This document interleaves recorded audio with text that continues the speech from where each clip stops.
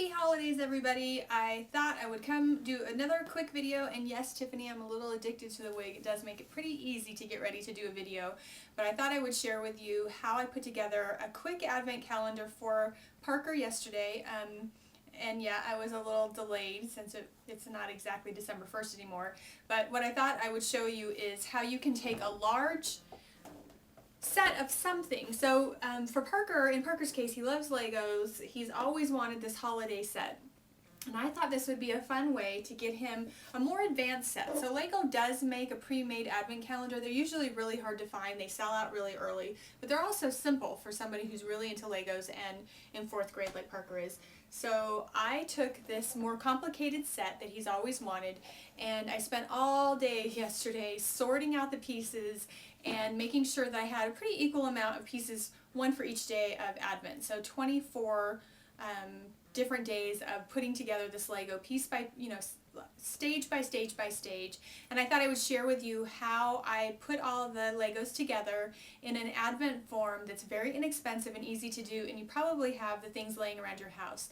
So if you're like me and you procrastinated a little bit, it's not too late. You can still make a quick Advent idea for your kids. Another good idea, you don't need to put Legos in there. If you have girls, you could put small little Barbie outfits, or even better, which we also do, is tags for exciting things to do for the kids that are no cost or inexpensive. So we let the kids camp out in the living room one day of Advent, and they get to, pull out a tag every day and see what the activity will be for that day. One day they get to make hot chocolate after school. Very inexpensive, easy ways to do it, but I thought I would share with you this video I made yesterday as I made the display of how Parker's Advent is going to go. I did put it all up today, so I'm going to see if I can insert a picture at the end of this video so that you can see how it looks. It's pretty cute, and he was very excited. So I just wanted to wish you all happy holidays, and if you've already done your Advent, this is another idea that you could use for another occasion. So maybe you count down to birthdays or anniversaries or something like that. So let me know what you think, and enjoy. In order for me to finish this craft project quickly, because my kids are coming home from school soon and I want to have it all set up to kind of impress them when they come home, is just like when I'm cooking, I brought out all the ingredients that I'm going to need to do this project so I can kind of bang it out pretty quickly. So you'll see that I have my lunch bags ready to go. I actually counted out 24, and that'll help keep me on track if I start forgetting where I am in my number counting. I have a stamp set here, my Fiskars stamp press, and high density pigment ink from Fiskars to help make those numbers really stand out on the bags.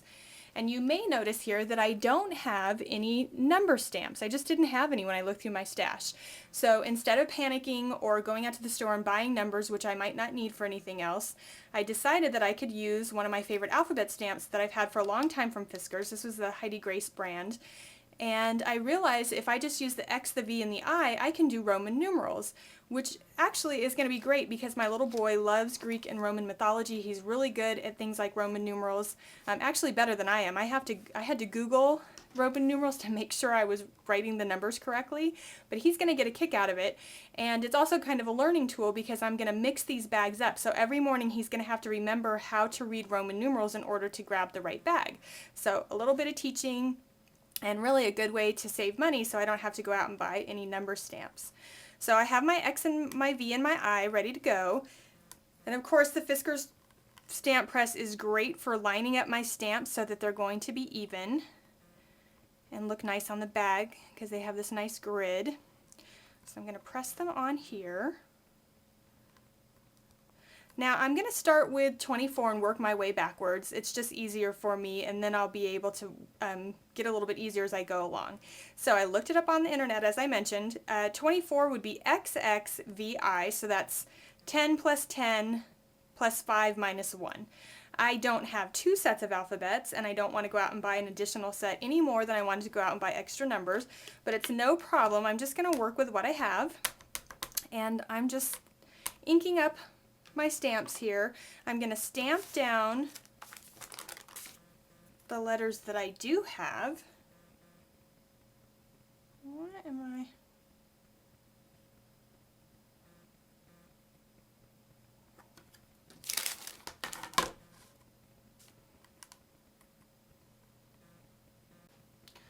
Okay, so I'm going to lay down the numbers that I do have, or the letters that I do have. So I have X, And I've already inked them to kind of test this out. So my fingers are getting a little inky, but that's part of the fun of crafting, right? If you don't have inky fingers, then people don't know that you are a fellow crafter. So let me see. So X, X, V, I. Yep, that's going to look good. I'm a little spatially challenged, so I usually check if I'm writing something with stamps. I like to flip over my stamp press and make sure that I lined everything up and I'm not writing things backwards. So I'm just going to re-ink my stamps. Start with this bag here. Now you can see this natural fold on my lunch bag. I'm going to use that as a guideline, and that's going to help me make all my numbers on all the bags relatively in similar positions, right? So I'm going to use that as kind of like the line that I'm working with. So there we go. So XVI, good. So that's my first step. And I always make sure I have it inked up nice. Excellent. And now I just need to add that extra X, right? Because I only had one X. Oops. Drop my stamp. So I'm going to add a little ink to the X and do the X. Just kind of add one extra one here.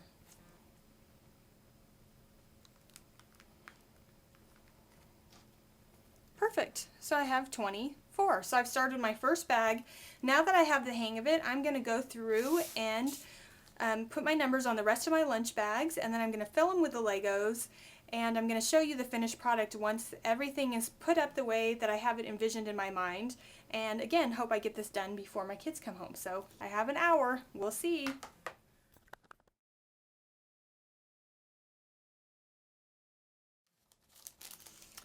Okay, so I thought I'd show you a little trick if you're planning on using Roman numerals like I'm using. What I can show you is once you have your stamp press set up, so let's say we're doing 13, which is XIII, right? I'm going to leave a little space because I want to come back and put these additional two I's in here. So XI, but while I still have this set up, 12 is XII. So before I finish 13, I'm going to start on my 12, and I'm going to move over a little bit because now I'm only going to need to add one extra one to this bag. Right? So that's going to be 12.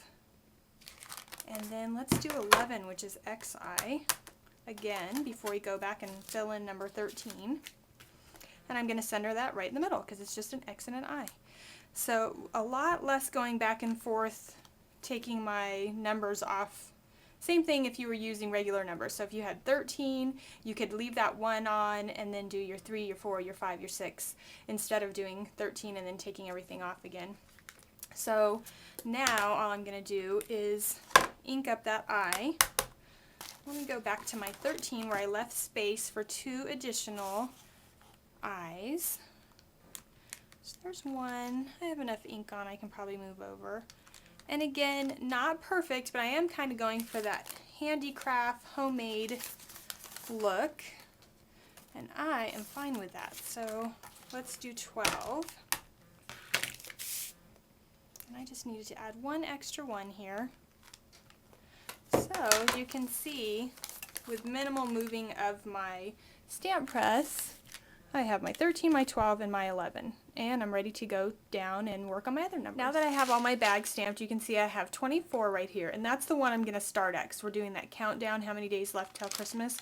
So using my Lego catalog, I'm going to flip to the first set of directions. And I'm just going to look and see what Legos I can put in the first bag. And I've already determined that this Lego set has about 800 pieces, so I divided that by 24. I get about 35, 34-ish per bag, and so I'm just going to kind of estimate how I can create a character or a full complete building portion of this Lego, and I'm going to get it to about 35 pieces, and then I'm going to put it in this bag. The next thing I'm going to do, once I have all my pieces in my bag, and believe me, that's what took me forever, using a hole punch, and I'm going to grab my handy dandy Fisketeer scissors, get a nice piece. I'm going to get a long piece because I'm thinking I'm going to put these advent bags on our banister going down our stairs, or I could also string them around the fireplace probably. And I'm going to seal the bag, and that tells me that I double checked these Legos. I'm ready to go there, and I have my very first part of my Lego advent calendar ready to go with the Lego pieces. So when my son opens up this one, he's going to be able to complete just the first couple scenes, and in this particular Lego set, this is going to be the snowman, and then a base all the way up to this little holiday lantern. So that'll be the first thing that he completes with his advent calendar, all in this little bag, and then we're just going to keep building onto it until we get down to Christmas Eve. It's as easy as that.